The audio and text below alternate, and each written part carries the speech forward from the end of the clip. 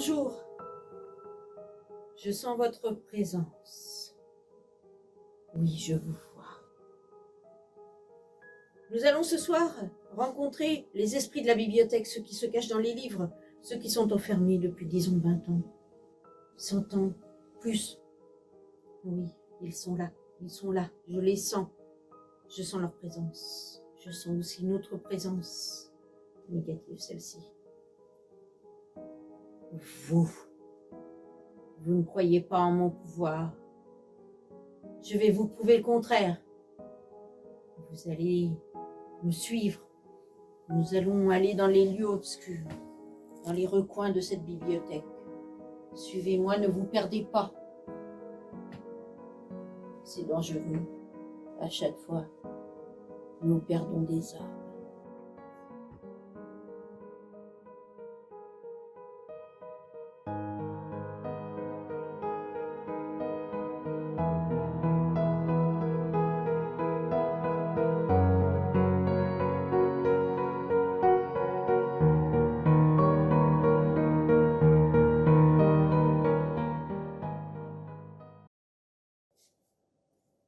Pourquoi donc je revois la lumière aujourd'hui? Cette lumière qui a eu une telle importance dans ma vie. Et sans la lumière, Châlons ne serait pas devenu la cité de l'image et de la photographie. Dans une petite rue du centre de Châlons, la rue de l'Oratoire, je vis le jour le 17 mars 1765. Je passais une enfance heureuse avec mes parents et mes frères et sœurs. Avec mon frère Claude, nous avons fréquenté le collège des oratoriens, à Châlons tout d'abord, puis à Angers et à Troyes. Je m'orientais vers une carrière ecclésiastique. Mais j'avais une passion, l'invention. Déjà enfant, je rêvais de reproduire ce que je voyais sans avoir à le dessiner. Car bien sûr, j'aimais le dessin, mais j'étais tellement maladroit que l'on se moquait de moi. Alors, je voulais trouver un moyen de capter les images sans rien devoir à la main.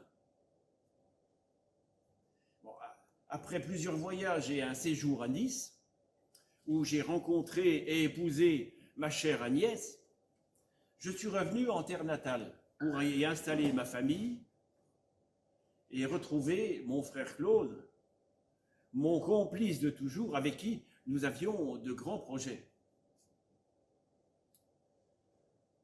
Dans la maison familiale que nous gérions après le décès de nos parents, de notre père, j'ai installé mon atelier.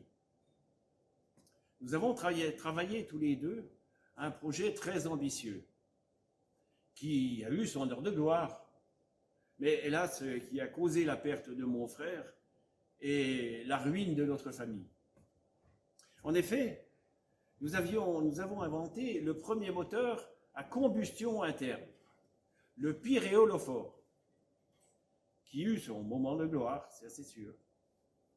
C'est sur la Saône, d'ailleurs, j'ai une reproduction de ce pyréolophore qui est magnifique. Et c'est sur la Saône que nous avons fait nos premiers essais. Nous l'avons monté dans une petite embarcation et sous le regard curieux de Chalonnais qui ne s'attendait pas à voir un bateau avancer sans la force de l'homme ni celle du vent, nous sommes montés à bord, Claude et moi, nous avons allumé la flamme du lycopode, une plante dont l'extrait en poudre est très volatile et très inflammable. Et c'est alors que, sous l'effet de l'explosion, le moteur a réagi et par secousses saccadées, et la petite embarcation s'est mise à avancer et à remonter le courant en direction du pont Saint-Laurent. Quel essai concluant ce fut. Mais nous avions grand peine à faire reconnaître notre invention. Et cela, Claude ne l'a pas supporté. Il s'est mis dans l'idée d'aller à Paris,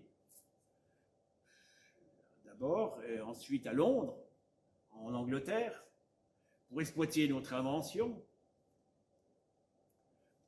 avec d'autres recherches. Enfin, c'était son choix. Mais quelle erreur, mon Dieu, quand j'y pense, quelle erreur de l'avoir laissé partir, s'éloigner, s'isoler, avec en tête je ne sais quel autre moteur. Alors que le pyréolophore était une révolution. Bon, ben, pendant ce temps, mon objectif à moi restait de produire des images à partir de la réalité, par un système empruntant à la lumière et aux lois de la physique et de la chimie. Une chambre noire, de la lumière pour refléter l'image, et des sels d'argent pour la fixer sur une plaque. Et beaucoup de patience. C'est ainsi que, pour la première fois, en 1824, j'ai réussi à fixer sur une plaque de pierre recouverte de bitume de Judée une vue naturelle prise depuis justement la fenêtre de mon atelier de la Maison du Gras à Saint-Loup-de-Varennes et que j'ai intitulé « Point de vue du Gras ». Mais la disparition prématurée de mon frère Claude et mon immense chagrin qui s'ensuivit m'ont un temps détourné de mes recherches. Alors, pour retrouver de la motivation, je suis allé à Paris voir Louis Daguerre dans l'idée de nous associer, car nos points de vue sur le traitement des images étaient vraiment convergents et j'avais l'impression que justement nous pourrions conjuguer nos recherches pour finaliser notre invention et commercialiser nos travaux. Daguerre s'est montré très intéressé par le projet et notre association a vu le jour en octobre 1829. Hélas, le 5 juillet 1833, je meurs subitement dans ma maison de Saint-Loup-de-Varennes. Il faudra attendre de longues années pour que mon invention, la photographie, confisquée un temps par Daguerre, me soit définitivement rendue, et ce, grâce à l'opiniâtreté de mon fils Isidore. Le voile est tombé, vous m'avez reconnu. Je suis Nicéphore Niepce. Mais sachez, cependant, que Nicéphore n'est pas mon nom de baptême. Mon prénom, c'est Joseph. Mais cela ne me convenait absolument pas. Des Joseph, des Claude, des Bernard, des Claudine, il y en avait tant dans la famille Niepce.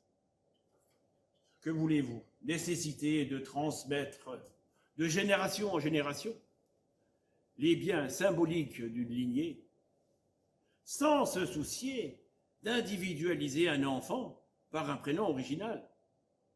C'est pourquoi j'ai choisi Nicéphore, qui signifie porteur de la victoire. Ça, c'est original.